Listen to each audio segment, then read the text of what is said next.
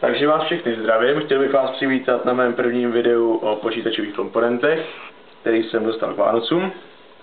Jako první bych asi začal základní deskou, která je od ASUS.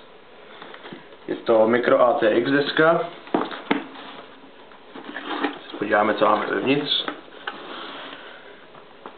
V krabici obvykle najdeme manuál s využitím, jak propojit základní desku a tak dále.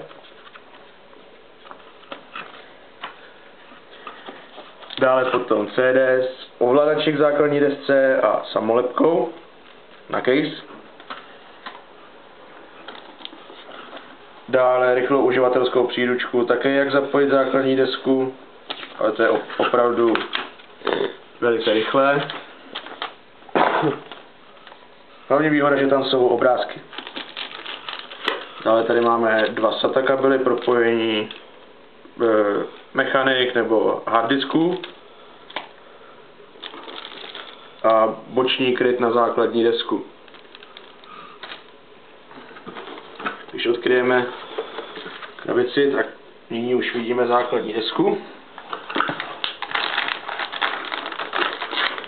Můžeme se na ní podívat zblízka.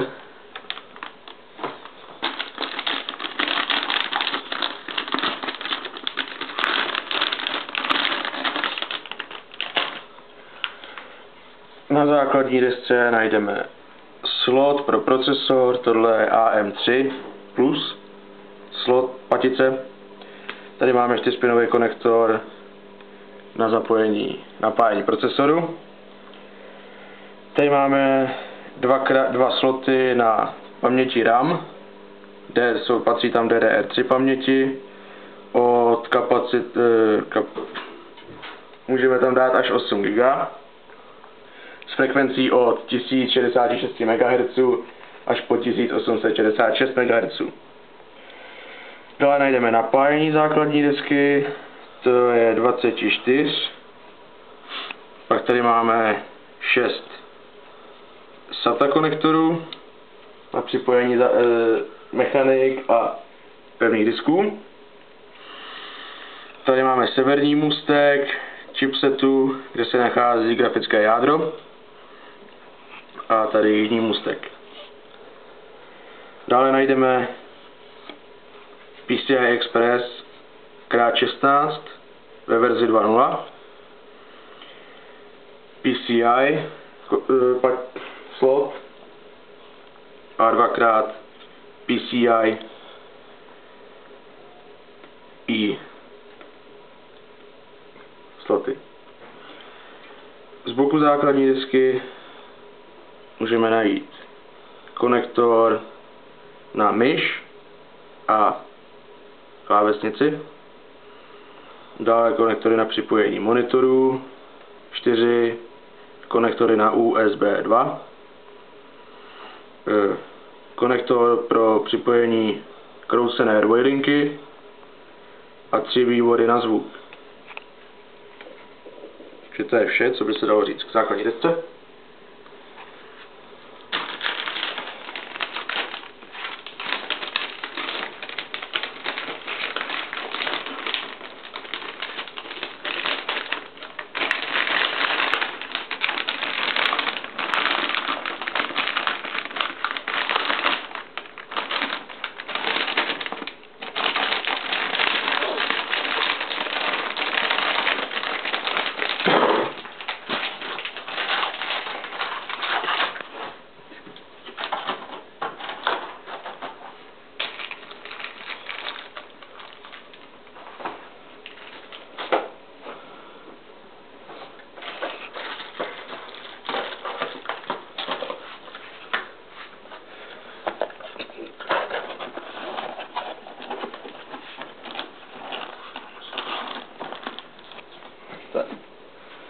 samozřejmě základní desku.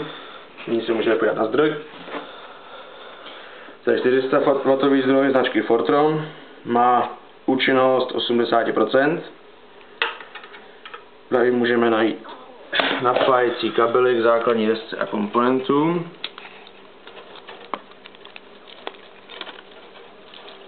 Kde můžeme klasicky najít Molex SATA, také se dá použít k harddiskům, napájení a mechanik. Tady máme konektor na napájení základní desky. Tady můžeme najít přídavné napájení, 4-pinový. Další Molex SATA, 4-pin, také na napájení pevných disků a tak dále. 4-pin na napájení procesorů, další 4-pin a další 4-pin. Zdroj má 120 mm ventilátor.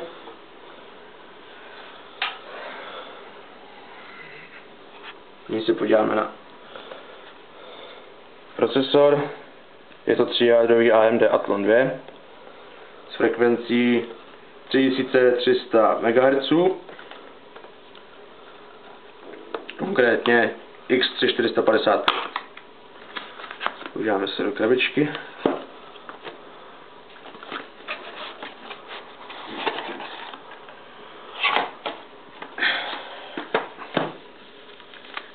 Kde najdeme manuál, jak připojit nebo jak dát procesor do patice a připojení ventilátoru v základní desce.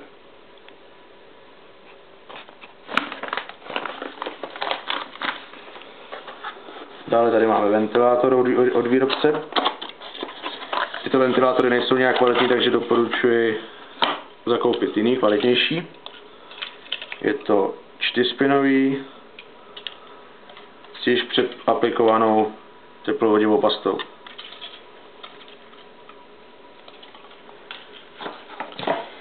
Nyní si můžeme podívat na samotný procesor. Zde vidíme samolepku a samotný procesor.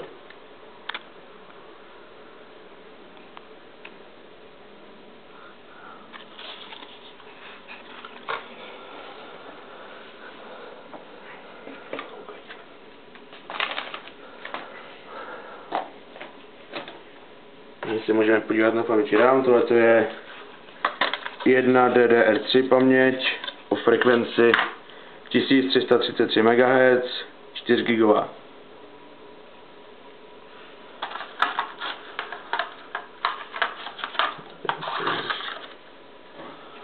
A jako poslední komponent karta do PCI slotu pro připojení ještě staršího typu pevného disku jde. To můžeme použít jako redukci. Máme tady i 2 interní konektory pro SATu a 1 externí pro SATu. A tady pro ještě starší modely pevných disků. V tablici můžeme najít jeden SATA kabel, uživatelské příručky, ale nejsou nějak obsáhlé. A jedno CD s ovladači. Tímto bych vám chtěl poděkovat za shlédnutí videa a budu se s vámi těšit na montování komponentů do počítače. Naschle.